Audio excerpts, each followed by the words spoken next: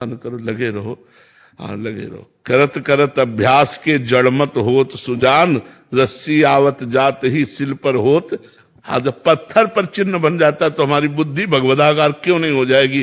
यदि हम राधा राधा जपेंगे तो हमारा मंगल क्यों नहीं हो जाएगा? आप चिंता न करें। डॉक्टर आदित्य शुक्ल जी, राधे राधे महाराज जी। महाराज जी, आपका सत्संग सुनने से बहुत सारे अज्ञान दूर हुए महाराज जी। चारों तरफ से ठोकरें तथा दुख मिलने पर जब आपकी शरण ग्रहण की सत्संग के माध्यम से तो बहुत जीवन परिवर्तित हो गया। आप कह रहे हैं भगवत प्रेम में अर्पित होना चाहती हूँ, पर सहनशीलता प्रगाढ़ ना होने के कारण प्रतिकूलताएं बन जाती हैं। हाँ, नाम जप से आ जाएगी सहनशीलता। जितना नाम जप करोगे उतना सहन करना आ जाएगा। जितना अधिक नाम जप करोगे, नाम जप में बहुत बड़ी सामर्थ्य बच्चा।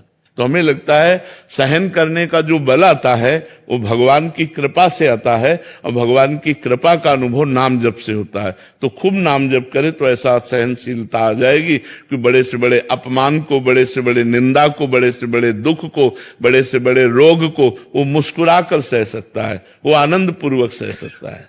महाराज जी, आपने जैसे कहा कि एक पंछी भी आपसे कभी आहत नहीं हुआ और ऐसे कर्म बन गया, आपकी तबीयत खराब हो गई। महाराज जी, एक छोटा सा कर्म मेरे से बन गया कि एक बाइक से मेरी गौरैया चिड़िया का बच्चा खत्म हो गया। इसी बात, अगर उसको आप जान करके चढ़ा रहे हैं तो हत्या हो गई, अचानक वो आकर के मर जाती तो एक एक्सीडेंट है जिसमें आपका कोई अपराध नहीं है। ऐसे कई पशु हैं जो मर जाते हैं गाड़ी के नीचे। उसमें देखना यह कि अब जैसे गाय बैठी हुई है और आप वहां बैक कर रहे हैं या आप वहां घुमा रहे हैं और उसको चोट पहुंचती तो आप अपराधी हो, आपको देखना चाहिए। अब आप रफ्तार से गाड़ी चला रहे हैं, अचानक कोई पशु पक्षी आकर आपके गाड़ी के नीचे दबकर मर जाता है तो आप उसके अपराधी नहीं हुए। वो अपराध नहीं, वो एक घटना है। उस जीव को उसी घटना से मरना था, इसलिए ऐसा होता है जी। शोभित अग्रवाल जी, गुरुग्राम से। श्री हरिवंश महाराज जी। महाराज जी, मेरा प्रश्न है कि जब जीवन में ऐसा अनुभव हो कि भगवान प्रसन्न है, तब जीव को भीतर क्या अनुभव करना चाहिए और कौन सा आचरण अपनाना चाहिए जिससे भगवान की प्रसन्नता? ऐसे किन लक्षणों से समझ लिया कि भगवान प्रसन्न है? सत्संग मिल गया, तीर्थों के दर्शन हो गए, संतों का संग मिल गया, और ऐसा बार बार हुआ। ये तो बाहरी बात है, ये तो बाहरी बात। सांप बिल के अंदर बैठा हुआ, ऊपर लाठियां सैकड़ों चला दी, उसको कोई फर्क पड़ा क्या? आप हमें बताइए। फर्क तो तब पड़ा जब अंदर घुस के उसको मारो। तो अज्ञान रूपी सांप अभी तो अंदर बैठा हुआ है। ये तो बाहरी बात हुई, बाहरी प्रहार हुआ अज्ञान पर। आंतरिक प्रहार क्या है? आंतरिक स्थिति क्या है? समझ रहे हो ना? आंतरिक भगवान की कृपा तब मानी जाती है जब निरंतर अव्यावृत भजन हो, अखंड स्मरण, हर समय श्वास प्रश्वास भगवान का चिंतन चल रहा है, भगवान का नाम चल रहा है। अब अंदर अज्ञान मरेगा, अब मन मरेगा, अब विषयों का नाश होगा और भगवान की प्राप्ति होगी। तो भगवान प्रसन्न है, ये बाहरी लक्षण। और आंतरिक लक्षण कि हमारे अंदर भगवान की स्मृति जाग जाए। नष्टो मोहा स्मृति लब्धा तत्प्रसादान में अच्युता। अर्जुन जी भगवान श्री कृष्ण से संपूर्ण गीता सुनने के बाद कहते हैं नष्टो मोहा, मोह का नाश हो गया। मोह माने अज्ञान। अब गीता जी सुनने के बाद अज्ञान का नाश हो गया। नष्टो मोहा स्मृति लब्धा, अब आपकी स्मृति जागृत हो गई। कैसे? तो प्रसादान में अच्युता, हे अच्युत आपकी कृपा प्रसाद से। भगवान प्रसाद है मतलब प्रसन्न है, भगवान का कृपा प्रसाद, भगवान प्रसन्न है। क्या प्राप्त हुआ? स्मृति लब्ध्वा तत्प्रसादान में अच्युता, हे अच्युत आपके कृपा प्रसाद से मोह का नाश हो गया और आपकी अखंड स्मृति प्राप्त हो गई। ये बात, भगवान प्रसन्न है। तीर्थ यात्रा, संत समागम, दान पुण्य, परोपकार, ये बाहरी लक्षण है। अंतर का लक्षण सतत भगवान का नाम स्मरण।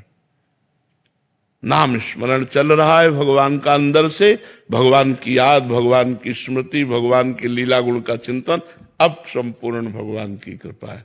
अगर हम बाहरी संत समागम करें, तीर्थ यात्रा करें परोपकार करें और अंदर से विषय चिंतन करें और विषयों का सेवन करें, बात तो कूड़ा ही रही ना, बात में रंग तो नहीं आया।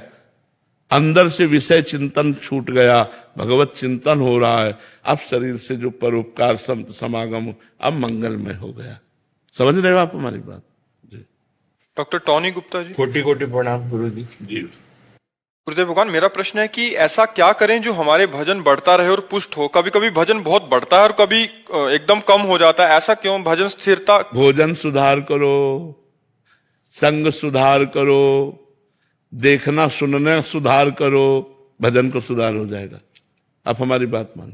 मोबाइल से व्यर्थ की बातें देखना बंद करो, लोगों से व्यर्थ की बातें करना बंद करो, गंदे आचरणों पर ब्रेक लगा दो, भोजन पवित्र पाओ। अपने आप भजन देखो बनता है कि नहीं बनता, भजन में उत्साह आ जाएगा।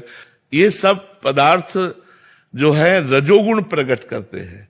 शतोगुण के लिए हमें सात्विक भोजन पे आना पड़ेगा। जिसका भोजन नीरस उसका भजन सरस, और जिसका भोजन सरस उसका भजन नीरस। ये हमने देखा है। और रूखी सूखी 4 रोटी थोड़ी सब्जी पालो तो भजन में मन लगेगा। जो अच्छे अच्छे पदार्थ कहे जाते हैं ये रजोगुणी होते हैं, ये रजोगुणी संसार की तरफ भगाते हैं। तो भोजन का यदि सुधार हो, कम भोजन करो। जैसे भोजन हमें ऊर्जा शक्ति प्रदान करता है, लेकिन हम छक के भोजन पालें तो हमारी ऊर्जा शक्ति को नष्ट करता है। हमें भूख में इतना भोजन पाना चाहिए कि मतलब जैसे हम 4 रोटी पा लिए और हमें लगता है कि अभी 1 रोटी और पा सकते हैं, तो अब नहीं पाना चाहिए। 1 रोटी की गुंजाइश रखनी चाहिए कि अभी हम इतना भोजन पा सकते हैं, तो छोड़ दो, मत पाओ। थोड़ा भूखे रहना, भोजन के बाद थोड़ा लगना चाहिए कि अभी मैं पा सकता हूं। इतना अगर भोजन पाओगे तो शरीर आपका स्वस्थ रहेगा। मोटा होना स्वस्थ नहीं कहा जाता, शरीर का बहुत चर्बीवान होना स्वस्थ नहीं कहा जाता, स्फूर्तिवान होना स्वस्थ कहा जाता है। और चिंतन परायण स्वस्थ। तो भोजन का सुधार करो, देखने सुनने का सुधार करो, बोलने का सुधार करो, और नाम बार बार हठपूर्वक जपो तो भजन में प्रीति हो जाएगी। आयुष जी। श्री हरिवंश। श्री हरिवंश महाराज जी। महाराज जी, भगवत प्राप्त महापुरुष अपने अंतिम